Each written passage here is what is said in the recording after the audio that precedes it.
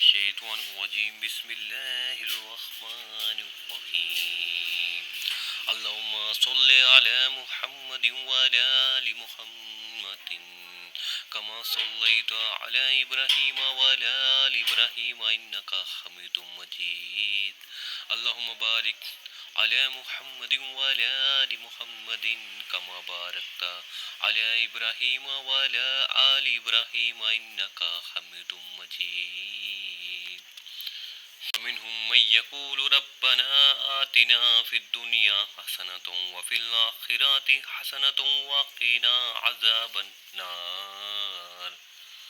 اور بعض لوگ وہ ہوتے ہیں جو کہتے ہیں اے ہمارے رب ہمیں دنیا میں نیکی دے اور آخرت میں بھی بھلائی عطا فرما اور ہمیں عذاب جہنم سے نجات دے. اولئک لهم نصیب مما کسبوا واللہ سریع الحساب. یہ وہ لوگ ہیں جن کے لیے ان کے اعمال کا حصہ ہے اور اللہ تعالیٰ جلد حساب لینے والا ہے. فاذکروا اللہ فی ایام معدودات فمن تعجل فی یومین فلا اثم علیہ ومن تأخر فلا اثم علیہ لمن اتقى واتقوا اللہ واعلموا انکم الیہ تحشرون. اور اللہ تعالیٰ کی یاد ان گنتی کے چند دنوں ایام تشریق میں کرو. 2 دن کی جلدی کرنے والے پر بھی کوئی گناہ نہیں اور جو پیچھے رہ جائے اس پر بھی کوئی گناہ نہیں. یہ پرہیزگار کے لیے ہے. اور اللہ تعالیٰ سے ڈرتے رہو اور جان رکھو کہ تم سب اسی کی طرف جمع کیے جاؤ گے. یعنی ایام تشریق میں منع سے مکہ کی طرف واپسی خواہ 12 ذی الحجہ کو ہو یا 13 تاریخ کو، دونوں صورتوں میں کوئی حرج نہیں. اصلی اہمیت اس کی نہیں کہ تم ٹھہرے کتنے دن، بلکہ اس کی ہے کہ جتنے دن بھی ٹھہرے ان میں خدا کے ساتھ تمہارا تعلق کیا حال رہا. خدا کا ذکر کرتے رہے یا میلے ٹھیلوں میں لگے رہے. وَمِن النَّاسِ مَن يُعْجِبُكَ قَوْلُهُ فِي الْحَيَاةِ الدُّنْيَا وَيَشْهَدُ اللَّهَ عَلَى مَا فِي قَلْبِهِ وَهُوَ لَذُّ الْخِصَامِ. بعض لوگوں کی دنیاوی غرض کی باتیں آپ کو خوش کر دیتی ہیں اور وہ اپنے دل کی باتوں پر اللہ کو گواہ کرتا ہے، حالانکہ دراصل وہ زبردست جھگڑالو ہے. یعنی کہتا ہے خدا شاہد ہے کہ میں محض طالب خیر ہوں، اپنی ذاتی غرض کے لیے نہیں بلکہ صرف حق اور صداقت کے لیے یا لوگوں کی بھلائی کے لیے کام کر رہا ہوں. وہ دشمن جو تمام دشمنوں سے زیادہ ٹیڑھا ہو، یعنی جو حق کی مخالفت میں ہر ممکن حربے سے کام لے، کسی جھوٹ، کسی بے ایمانی، کسی عذر و بد عہدی اور کسی ٹیڑھی سے ٹیڑھی چال کو بھی استعمال کرنے میں تعامل نہ کرے. وَإِذَا تَوَلَّى سَعَىٰ فِي الْأَرْضِ لِيُفْسِدَ فِيهَا وَيُهْلِكَ الْحَرْثَ وَالنَّسْلَ وَاللَّهُ لَا يُحِبُّ الْفَسَادَ. جب وہ لوٹ کر جاتا ہے تو زمین میں فساد پھیلانے کی اور کھیتی اور نسل کی برباد کی کوشش میں لگا رہتا ہے اور اللہ تعالیٰ فساد کو ناپسند کرتا ہے. وَإِذَا قِيلَ لَهُ اتَّقِ اللَّهَ أَخَذَتْهُ الْعِزَّةُ بِالْإِثْمِ فَحَسْبُهُ جَهَنَّمُ وَلَبِئْسَ الْمِہَادُ. اور جب اس سے کہا جائے کہ اللہ سے ڈر تو تکبر اور تعصب اسے گناہ پر آمادہ کر دیتا ہے. ایسے کے لیے بس جہنم ہی ہے اور یقیناً وہ بدترین جگہ ہے. اوپر کی آیات میں وَمِنَ النَّاسِ سے لے کر یہاں تک 2 قسم کے لوگ ذکر کیے، یعنی طالب دنیا اور طالب دنیا و آخرت. اب یہاں سے منافقین کے اوصاف کا بیان ہے. رسول اللہ صلی اللہ علیہ وسلم کے عہد مبارک میں چند ایسے چال باز لوگ تھے اور ہمیشہ رہے ہیں. ان آیات میں ان کی صفات بیان فرما کر ان سے چوکس رہنے کی ہدایت فرمائی ہے، مگر الفاظ کے اعتبار سے یہ ہر شخص کو شامل ہے جس میں یہ 5 صفات پائی جائیں. علاوہ وہ تمام روایت جن میں اس آیات کی اخنس کے بارے میں اترنے کا ذکر ہے ضعیف ہے. ایسے منافق کی پہلی صفت یہ ہے کہ وہ دنیا کی زندگی سے متعلق بہت سی معلومات رکھتا ہے. اس موضوع پر بات کرے تو آدمی حیران رہ جاتا ہے. آخرت پر نہ وہ بات کرتا ہے نہ اسے اس کا علم ہے. ابو ہریرہ رضی اللہ عنہ سے روایت ہے کہ رسول اللہ صلی اللہ علیہ وآلہ وسلم نے فرمایا اللہ تعالیٰ ہر سخت دل، متکبر، بخیل پیٹوں سے بغض رکھتا ہے۔ جو بازاروں میں شور کرنے والا ہے، رات کو مردار اور دن کو گدھا ہے، دنیا کے معاملات کا عالم ہے، آخرت کے معاملات سے جاہل ہے۔ دوسری صفات یہ ہے کہ وہ اللہ تعالیٰ کی قسمیں کھا کھا کر اپنے ایمان و اخلاص کا یقین دلاتا ہے، کیونکہ وہ مسلمانوں کے ہاں اپنے بے اعتبار ہونے کو خوب سمجھتا ہے۔ تیسری صفات یہ ہے کہ وہ الد الخصام ہے، یعنی کہ جھگڑالو ہے۔ رسول اللہ صلی اللہ علیہ وآلہ وسلم نے منافق کے 4 نشانوں میں سے ایک یہ فرمائی ہے، وہ جب جھگڑتا ہے تو بد زبانی کرتا ہے۔ چوتھی صفت یہ ہے کہ جب وہ مسلمانوں کے پاس اپنی اخلاق کی قسمیں کھا کر واپس جاتا ہے، تخریبی کارروائیوں کے ذریعے سے زمین میں فساد اور کھیتوں اور جان و مال کو برباد کرنے میں مشغول ہو جاتا ہے۔ پانچویں صفات یہ ہے کہ جب اسے اللہ تعالیٰ سے ڈرنے کے لیے کہا جائے تو اس کی جھوٹی عزت اور غرور نفس اسے گناہ میں پھنسائے رکھتا ہے۔ وَمِنَ النَّاسِ مَن يَشْرِي نَفْسَهُ ابْتِغَاءَ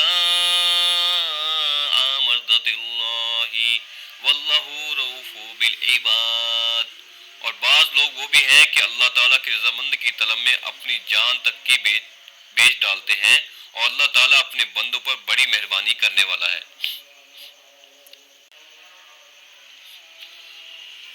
اوپر اس شخص کا بیان ہوا ہے جو طالب دنیا خاطر دین و ایمان کو بیچ ڈالتا ہے۔ اب اس آیات میں اس شخص کا بیان ہے جو اللہ کی رضا کے حصول کے لیے مال ہی نہیں جان تک قربان کر دیتا ہے۔ اللہ تعالیٰ نے فرمایا، بے شک اللہ نے مومنوں سے ان کی جانیں ان کے اموال خرید لیے ہیں۔ اس آیات کا اولین مصداق مہاجر صحابہ رضی اللہ عنہ ہیں، جنہوں نے اپنی جانیں خطرے میں ڈالی اور اپنی جائیدادیں مکہ میں چھوڑ کر مدینہ چلے گئے، اور انصار صحابہ رضی اللہ عنہ جنہوں نے اپنے جان و مال سے ان کی مدد کی۔ يا أيها الذين آمنوا ادخلوا في السلم كافة وتتبعوا خطوات الشيطان إنه لكم عدو مبين۔ ایمان والو، اسلام میں پورے داخل ہو جاؤ، شیطان کے قدموں کی تابعداری نہ کرو، وہ تمہارا کھلا دشمن ہے۔ مخلص مومن کی مدعا 27 کے بعد تمام مومنوں کو حکم ہوتا ہے کہ تم بھی پورے اسلام میں اور ساری شریعت پر چلو، یہ نہیں کہ اسلام کے کچھ احکام پر عمل کر لیا باقی چھوڑ دیے، نماز روزے کی پابندی کر لی اور عقیدے میں شرک، تجارت میں سود، عدالتوں میں غیر اللہ کا قانون، معاشرت میں ہندو، نصرانی، یہودی تہذیب اختیار کی رکھی اور اسے زمانے کا تقاضا اور ترقی پسندی قرار دے لیا۔ یہود کی رسوائی کا باعث بھی یہی طرز عمل تھا۔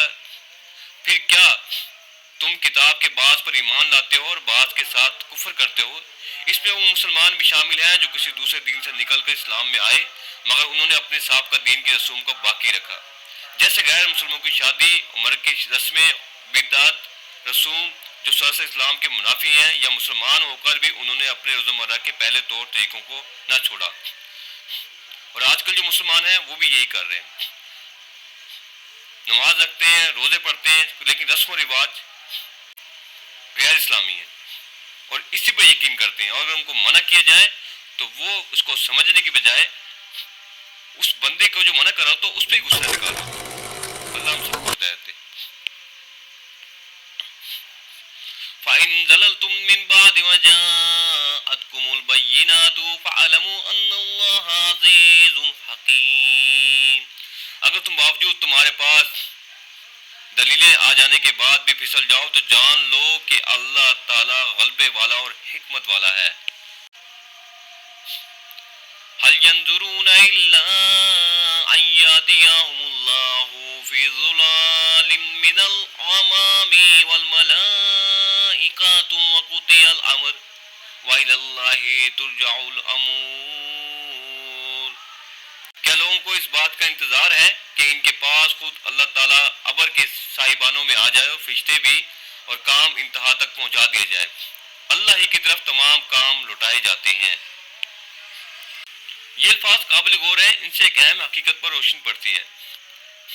اس دنیا میں انسان کی ساری آزمائش صرف اس بات کی ہے کہ وہ حقیقت کو دیکھے بغیر مانتا ہے یا نہیں، اور ماننے کے بعد اتنی اخلاقی طاقت رکھتا ہے یا نہیں کہ نافرمانی کا اختیار رکھنے کے باوجود فرمانبرداری اختیار کرے۔ چنانچہ اللہ تعالیٰ نے انبیاء کی 22 میں کتابوں کی تنزیل میں حتیٰ کہ معجزات تک میں عقل کے امتحان اور اخلاقی قوت کی آزمائش کا ضرور لحاظ رکھا ہے، اور کبھی حقیقت کو اس طرح بے پردہ نہیں کر دیا ہے کہ آدمی کے لیے مانے بغیر چارہ نہ رہے، کیونکہ اس کے بعد تو آزمائش بالکل بے معنی ہو جاتی ہے اور امتحان میں کامیابی اور ناکامی کا کوئی مفہوم باقی ہی نہیں رہتا۔ اسی بنا پر یہاں فرمایا جا رہا ہے کہ اس وقت کا انتظار نہ کرو جب اللہ اور اس کی سلطنت کے کارکن فرشتے خود تمہارے سامنے آ جائیں، کیونکہ پھر تو فیصلہ ہی کر ڈالا جائے گا۔ ایمان لانے اور اطاعت میں سر جھکا دینے کی ساری قدر و قیمت اسی وقت تک ہے جب تک حقیقت تمہارے آواز سے پوشیدہ ہے اور تم محض دلیل سے اس کو تسلیم کر کے اپنی دانش مندی کا اور محض فرمائش سے اس کی پیروی اور اطاعت اختیار کر کے اپنی اخلاقی طاقت کا ثبوت دیتے ہو، ورنہ جب حقیقت بے نقاب سامنے آ جائے اور نم تم بچشم سر دیکھ لو کہ خدا اپنے تخت جلال پر متمکن ہے اور یہ ساری کائنات کی سلطنت اس کے فرمان پر چل رہی ہے، اور یہ فرشتے زمین و آسمان کے نظام میں لگے ہوئے ہیں، اور یہ تمہاری ہستی سے قبضہ قدرت میں پوری بے بسی کے ساتھ جگڑی ہوئی ہے۔ اس وقت تم ایمان لاؤ اطاعت پر آمادہ ہوئے تو اس ایمان اور اطاعت کی قیمت ہی کیا ہے؟ اس وقت تو کوئی کٹے سے کٹا کافر اور بدتر سے بدتر مجرم و فاجر بھی انکار نافرمانی کی جرت نہیں کر سکتا۔ ایمان لانے اور اطاعت قبول کرنے کی مہلت بس اسی وقت تک ہے جب تک کہ وہ پردہ کشائی کی وسعت نہیں آتی۔